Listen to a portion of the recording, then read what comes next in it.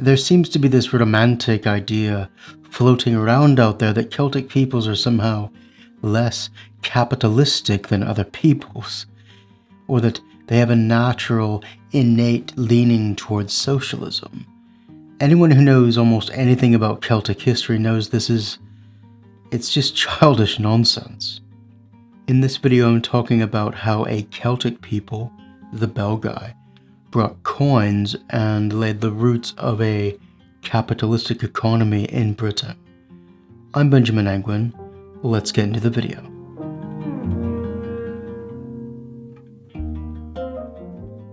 Alexander the Great's father, Philip II of Macedon, might seem a strange place to begin, the other side of the continent.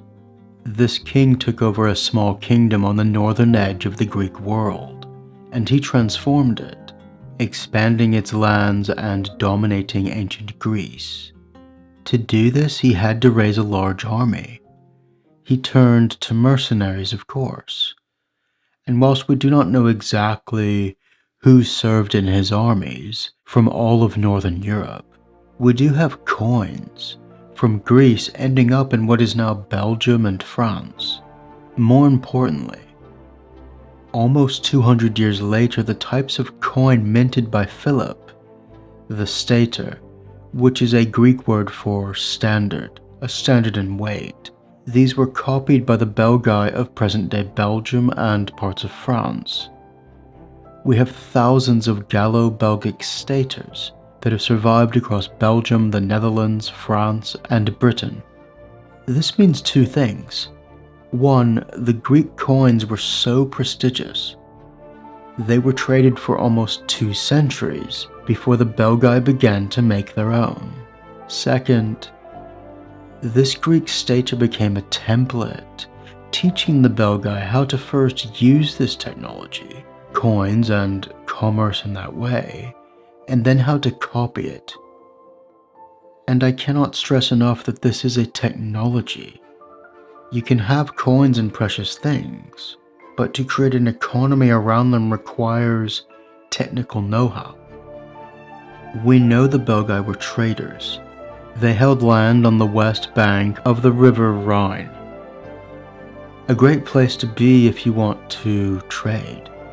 This river was a superhighway in its day, and their coins are imitating Philip II of Macedon 2 centuries after his death. We have Greek wine vessels and jewelry from the Mediterranean found throughout their territory. But what's interesting here, they are acting like the middleman, controlling trade from the south into the north.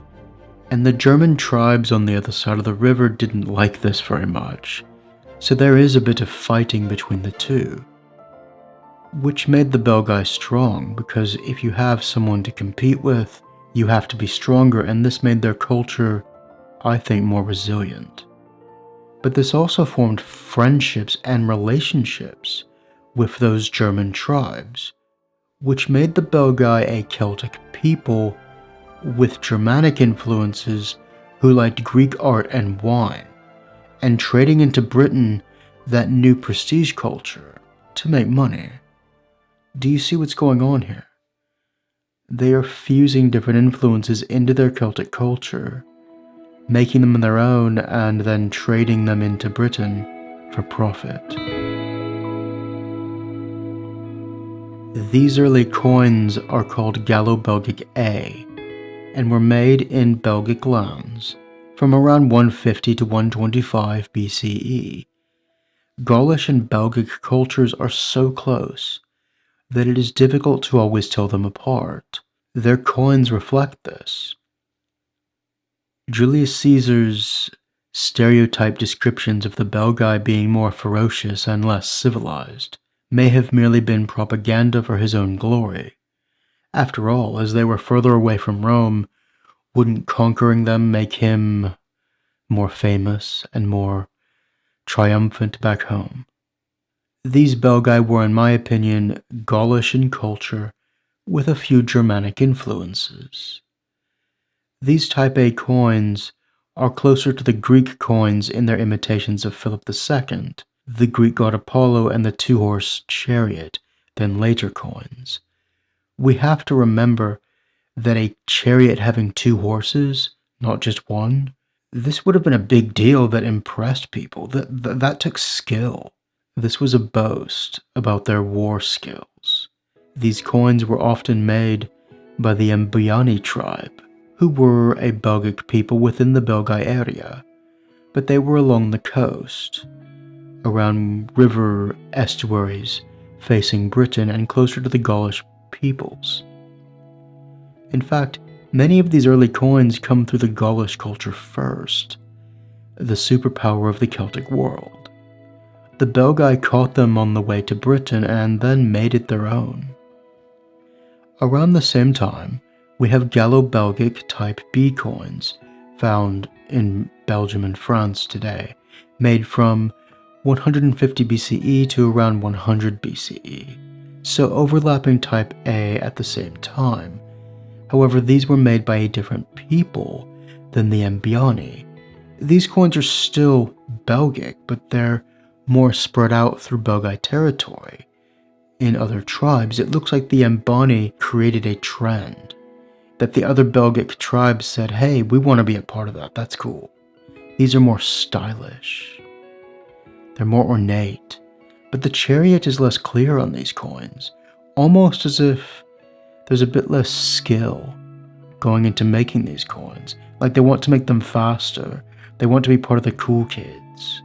And I have to note here that the coins in this video are mostly struck. In fact, they're probably all struck, not cast. This means they're looking at this like an art. They are not pouring the gold into a set shape every time. They are beating these coins into shape, working on each one by hand, although casting takes a lot more heat and energy, which they may not have had to spare. Sometime in this period, someone in southern Britain starts making their own coins that are imitating the Belgic style. This is a British type A coin here, but it goes further than that. Whoever did this melted down Belgic coins and struck new British coins with the same gold. This is quite a political act, actually. Someone wants to rule the gold supply with their own imagery, not those pesky foreigners across the sea, upstart riffraff. And yet this is where it gets even stranger. This may have been done by Belgae, who were migrating into Britain and trying to set up kingdoms, ruling over natives, creating new imagery to win them over. Propaganda. However, Julius Caesar wrote about the Belgae having come into Britain before for plunder. He doesn't say when. We don't know.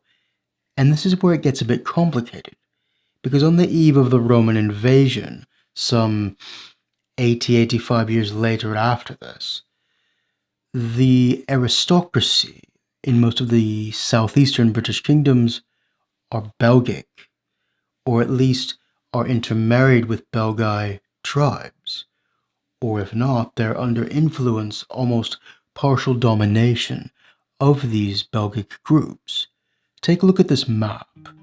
All of the north and west, outside the areas of tribes making their own coins, these were tribes without any Belgic ancestry.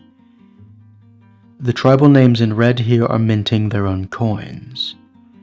That said, the Echeni, the Dubuni, the Duratriges, and the Coriotaovi were all minting coins without any Belgic ancestry, but they were later adopters of this technology on the edges of Belgic influence. And minting coins for trade is a highly skilled technology. What this says to me is that there was a Belgic takeover of the aristocracy in several southeastern kingdoms.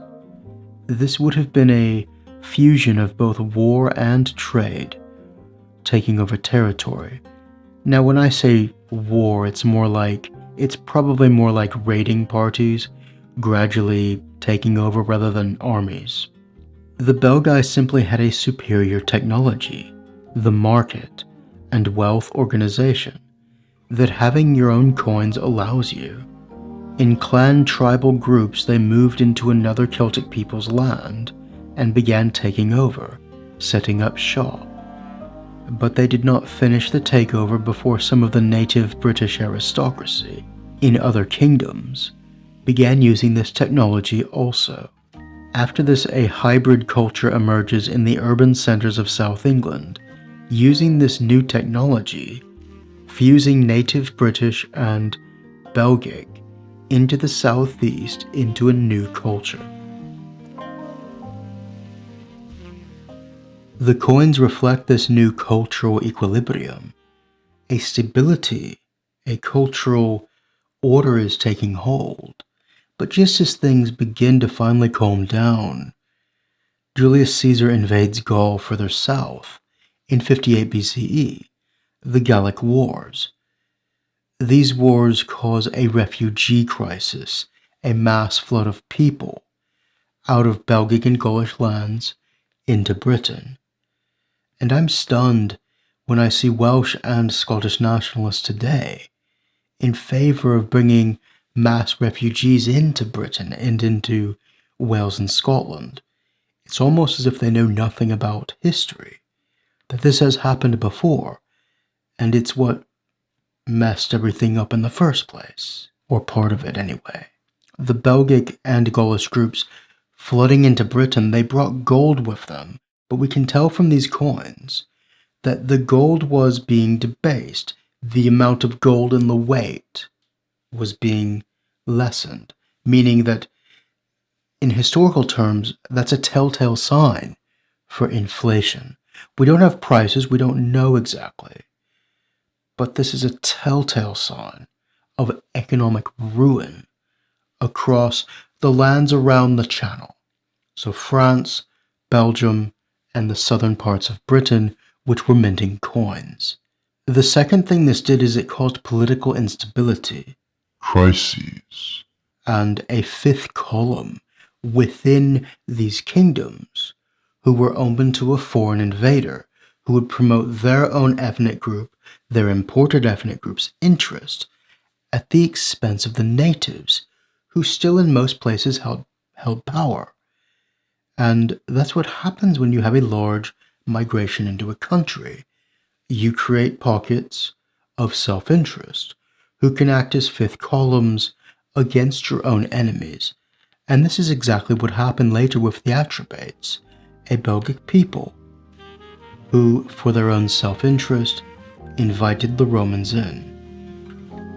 An interesting point about the Atrebates: Julius Caesar appointed a man named Commius as king of the Atrebates in Gaul, not in Britain, a vassal.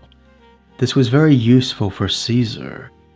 Commius was a Belgic Gaul, whose kinsman had set up a kingdom in Britain, opposed to his enemies, the Catuvellauni. Commius helped Caesar fight Britons.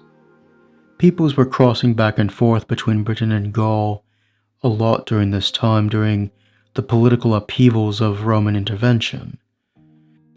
Commius did revolt against the Romans in the end, and that is a longer video to do with the Gallic Wars if you want it. But his name is important because he is the first ruler to have his name on British coins.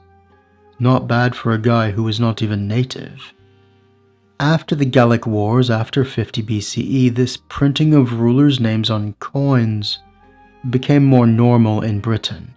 Make no mistake, this was political, and British rulers are not just competing against each other in Britain for cultural prestige, but they are competing against the Roman Republic and soon to be Roman Empire, whilst trying to unify their own people who were being divided by mass migration into their lands. This coinage helped bring some much needed stability during all of this. British coins are changing rapidly during this time. Images of leaves, ears of wheat, British gods and crescents are found in growing numbers. The Greek influence is almost entirely gone at this point, though the image of Greek Apollo is still echoed in the shapes of faces on British coins. After this, between about 30 BCE and year 10, the Atrebates are striking coins that intentionally look like provinces of the Roman Empire. So provinces within the Roman Empire often had their own coinage. The Atrebates' coins are dressed in the fashion of the Romans. In decades leading up to the Roman invasion, the Atrebates were courting the Romans they would eventually let in to fight their rivals. This is politics, because their rivals, the Catuvellauni, are growing stronger during this time, and Cunobeline, king of the Catuvellauni, makes his own coins that show less Roman influence. His coins have an ear of wheat and a horse, suggesting wealth both in abundance and skill in war, with his name inscribed on it. He sets up a mint at Camulodunum, today's Colchester, geographically positioned to trade with Rome's rivals across the sea. The message is clear. He is using capitalistic ideas and commerce to say he is independent of Rome. Ironically, the wealth and prosperity that having coins in your economy gave them is part of what made Britain so attractive to Romans invading and taking it. In the generation after, the sons of Cunobeline strike their own coins, but the Roman invasion during their time puts an end to any native tradition of British coinage. The story of these coins is one of a people who use commerce at every level of their lives, from gaining basic materials through trade to build kingdoms, to setting up the political narrative of ruling over a kingdom. And it came through a Celtic people coming into Britain, first through trade and then through a refugee and migrant crisis, in which the native ruling class was partially replaced by foreign tribes. Coinage and migration are inseparable in the British pre-Roman era. But this was a Celtic innovation. This was not the migration of an unrelated people into Britain. They had similar religions. They spoke likely far dialects of a language that would have been at least, mutually intelligible. The two cultures were sister cultures not far from each other. The Belgae, who brought it in, were another Celtic people. It just so happens those people's descendants brought in the Roman Empire, who put an end to the same tradition they began. Thank you so much for watching this video. Let me know what you thought in the comments. You can donate via Buy Me a Coffee or a super like, or just leaving a like and a comment helps the channel. Diolch yn fawr iawn am wylio, thank you very much for watching, and we'll see you in the next episode.